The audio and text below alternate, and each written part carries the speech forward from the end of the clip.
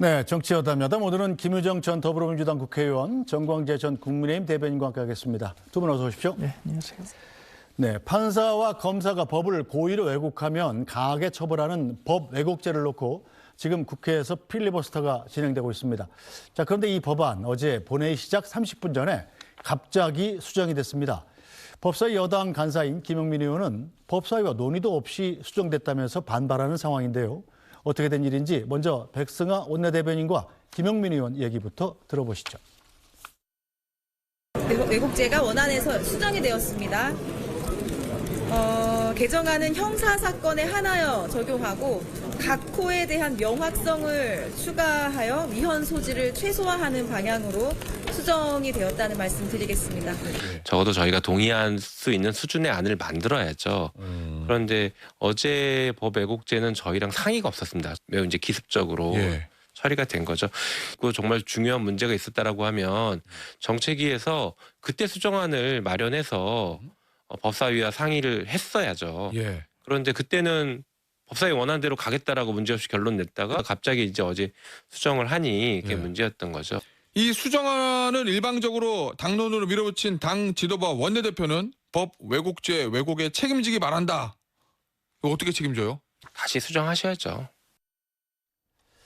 자, 그럼 법 왜곡죄 어떤 부분이 수정된 건지 먼저 살펴보겠습니다. 먼저 적용 대상이 바뀌었습니다. 자, 법관, 검사 일반적인 내용에서 형사사건에 관여하는 법관과 검사로 바뀌었습니다. 즉 민사사건에 맞는 법관과 검사는 해당이 안 되는 거죠. 자, 그리고 제1항에서 법령을 의도적으로 잘못 적용해 당사자의 일방을 유리, 불리하게 만드는 경우, 자, 여기에 대해서 합리적 범위 내에서 재량적 판단은 해당하지 않는다는 문구가 추가가 됐고요. 제3항에서는 위법하게 증거를 수집하거나 증거 없이 범죄 사실을 인정하거나 논리, 경험칙에 현저히 반해 사실을 인정한 경우라고 했는데 여기서 논리, 경험칙에 현저히 반해 사실을 인정한 경우라는 게 삭제가 됐습니다.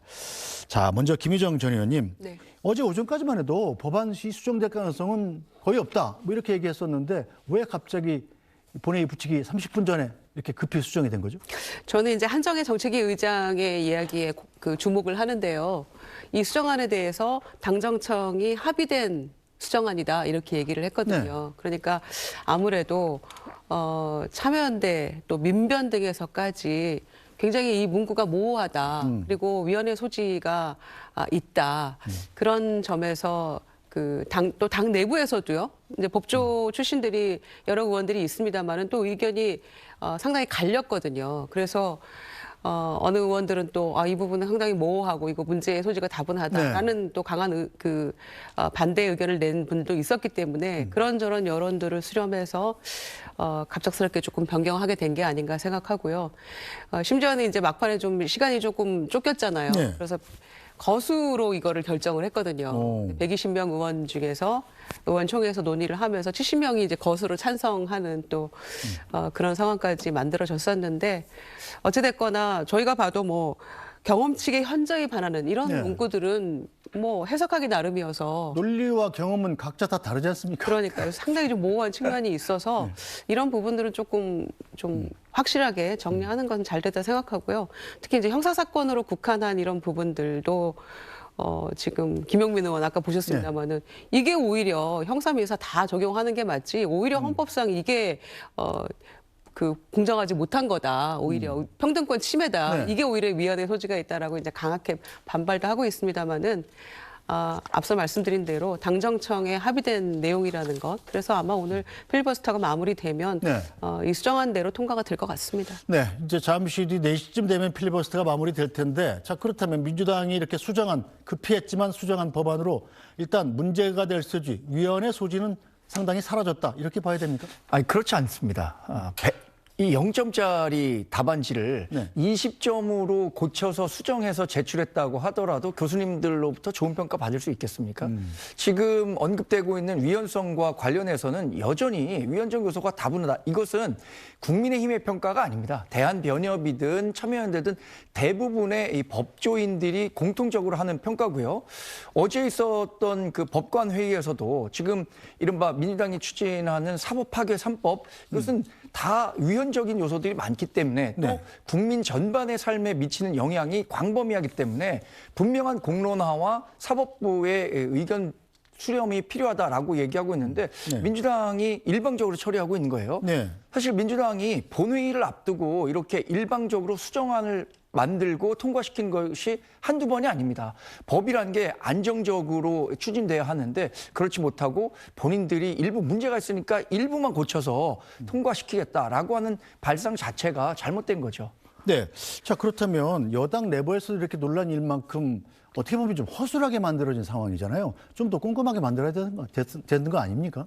그러니까 저도 그 점에 있어서는 참 뭐 할 말이 없습니다. 왜냐하면은 책임 있는 집권 여당으로서 좀 더 상임위에서 이제 이 안이 통과가 되기 전에, 이 법안이 통과가 되기 전에 네. 조금 더 심도 있는 논의, 지금 참여연대나 민변에서도 우려가 있다라고 아까 말씀드렸는데 그런 의견들을 조금 더 수렴하고 상임위 통과를 시켰으면 어땠을까라는 생각이 들어요. 네. 그러니까 조금 굉장히 좀 다급하게 본회의 상정하면서 수정안을 상정을 했기 때문에 이런 점에서는 조금 졸속이 아니냐 이런 우려가 있을 수 있다고 생각하고요. 그런 점은 앞으로는 조금 상임위 통과되기 전에 조금 더 당에서도 좀 논의가 있어야 될 것 같고 네. 바로 이제 그런 점에서 법사위원들하고 논의가 이렇게 없어도 되는 거냐 이렇게 갑작스럽게 수정안으로 가도 되는 거냐라는 이제 반발이 있는 것이죠. 네. 그 점은 조금 민주당에서 향후에도 좀 경계해야 될 부분이라고 네. 생각합니다. 반발이 지금 계속되고 있습니다. 추미애 법사위원장을 비롯한 법사위원들은 수정안에 대해서 어제 의총에서도 이런 말들이 나왔다고 그러는데요. 추미애 법사위원장이 법원이 스스로 자정작용을 할 것이다 이렇게 얘기를 했고 김용민 법사여당 간사는 법사위 의견을 존중해달라 이렇게 얘기를 했더니 정청로 대표가 나도 법사위원장 해봤지만 갑자기 조정하는 일이 있다. 물리적 한계가 있어서 난상 토론이 어려웠다. 미안하다. 이렇게 사과까지 했다고 그래요. 자, 정청래 대표가 사과하는 일이 썩 많지 않은 것 같은데요. 그래서 정부나 청와대 쪽에 네. 이 논의가 좀 있었던 게 아닌가 그런 생각도 들고요.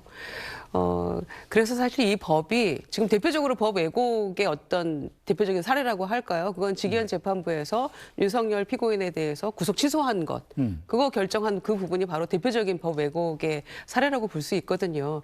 그런데 그 이후에 어떤 사법부의 태도랄지 이 문제에 대한 어떤 비판의 여론이 빗발침에도 불구하고 보여줬던 태도 이런 것들이 오히려 이 사법개혁을 가속도를 붙이게 한 어떤 기제가 됐거든요. 네. 이제 그런 점에서는 사법부가 이렇게까지 뭐 반발하고 할 말은 저는 없다고 생각을 해요. 그러나 이 법안을 지금 본회의에 통과시키고 이 절차적인 어떤 과정에서는 조금 더 치밀하고 또 세심한 논의가 있어야 됐던 게 아닌가 그런 좀 아쉬움은 남습니다. 네, 자 어제는 이 추미애 법사위원장이 의총 전에 본회의장에서 김용민 간사가 법사위원들만 있는 방에 당내 수정안 채택 움직임에 대처가 필요하다 이런 내용의 메시지를 보는 모습이 포착이 되기도 했습니다. 자 추미애 법사위원장 뭐 다들 아시다시피 오선 의원의 국회의장까지 할 뻔했던 의원들 중에 가장 최고참 의원인데 이 본회의장에서 저걸 보면 사진에 찍힐 것이다라는 걸 모를 리가 없겠죠. 일부러 노출한 것 아니냐 이런 해석이 나오더군요. 그러게 본인은 이제 최선을 다하고 있는데 네. 이게 여의치 않다라는 것에 대한 알리바이를 만들려고 노출한 건 아닌가라는 의심을 사기에 충분하다고 생각합니다.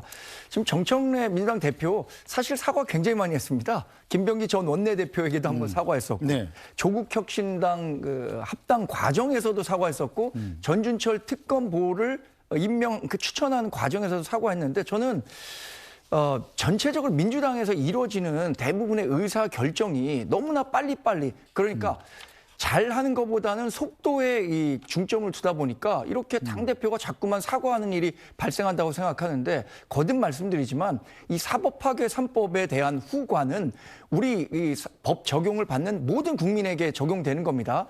사실 이 사법파괴 3법이 이재명 대통령의 사법 리스크를 없애기 위한 것 아니냐라는 의심을 사고 있잖아요. 그런데 이재명 대통령에게만 영향을 주는 것이 아니라 5,200만 모든 국민에게 영향을 주게 될 텐데 이런 식으로 공론화 없이 사법부의 의견 듣지 않고 추진하다 보니까 이런 부작용들이 자꾸만 발생한다고 생각하거든요. 네.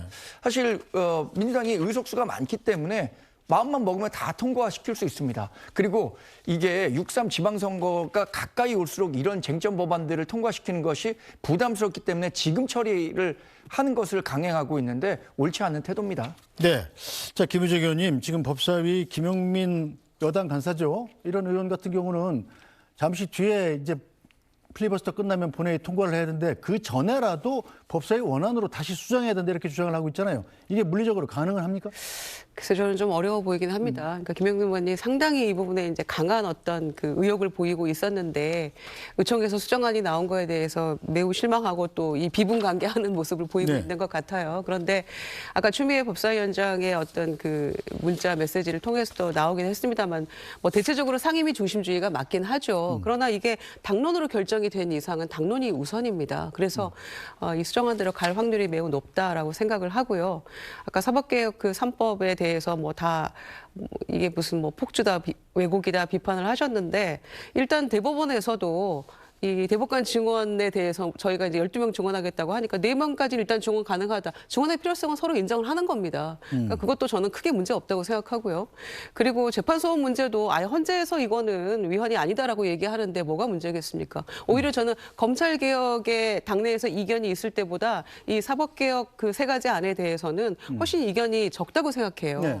다만 이 수정안에 대해서 아니다 강하게 밀어붙여야 된다. 어차피 이 법은 공정한 재판을 위해서 예방하고 그 자제시키기 위한 그런 효과를 얻기 위한 법이기 때문에 처벌이 목적이 아니다. 이런 얘기를 또 강력하게 그 원안을 고수하고 있는 의원들이 하는 얘기거든요. 네. 법사위를 중심으로. 그래서 저는 법 왜곡죄도 이 정도면은 되지 않을까. 그리고 충분히 이 자제시킬 수 있는 네. 예방하기의 효과를 얻을 수 있는 그 정도의 안으로 저는 뭐 수정이 됐다고 생각합니다. 어쨌든 수정안이든 원안이든 간에 보니까 이 재판 결과에 불만이 있는 범죄자들이 판사를 상대로 네가 판결 잘못했으니까 경찰 수사받게 해줄 거야 라고 협박할 수 있는 법안이다. 이런 평가도 있던데요.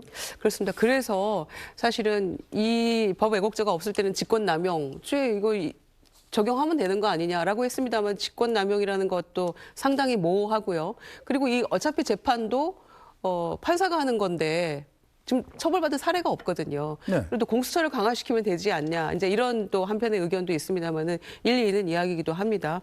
그러나 이 뭐 고발하고 하더라도 요건이 상당히 까다롭기 때문에 무조건 고발한다고 다 재판 가고 기소되고 처벌받고 이렇게 일사천리로 이어지는 건 아니거든요. 이를테면 독일 같은 경우에는 네. 형사 민사 다 열어놨거든요. 이 법 왜곡죄에 대해서. 네. 그럼에도 불구하고 처벌받은 사례는 극히 드물기 때문에 저희는 독일의 케이스에 비추어서 그게 막 남발될 것 같지만 실제로는 그렇지 않을 것이다. 예방 효과가 충분히 클 것이다라고 생각합니다. 네, 정광재 대변인. 어쨌든 헌법 103조는 법관의 독립 원칙을 규정하고 있습니다. 그런데 법관의 독립적이고 법리와 양심에 따른 판결에 이 법 왜곡죄가 악용될 수 있다는 점은 분명히 있는 것 같아요. 지금 앵커께서 지적하신 것처럼 재판을 받는 사람이 이 부분과 관련해서 어떤 식으로든 문제를 삼으려고 하는 경우에 법관들이 판결을 내리는 데 있어서 영향을 받을 수밖에 없다고 생각하고요. 또 하나는 사실 정치적으로 악용될 수 있다는 측면이 있습니다. 아무리 사법부가 독립됐다고 하지만 최근에 나오는 판단과 관련해서도 정치적인 의견이 일부 반영된 거 아니냐, 뭐 대중의 여론이 반영된 거 아니냐라는 평가들이 나오는데 이런 것들을 뭐 정권 차원에서 어떤 유무형의 압력으로 작용시킬 수도 있지 않을까라는 우려가 있다는 것은 상존하는 일입니다. 알겠습니다.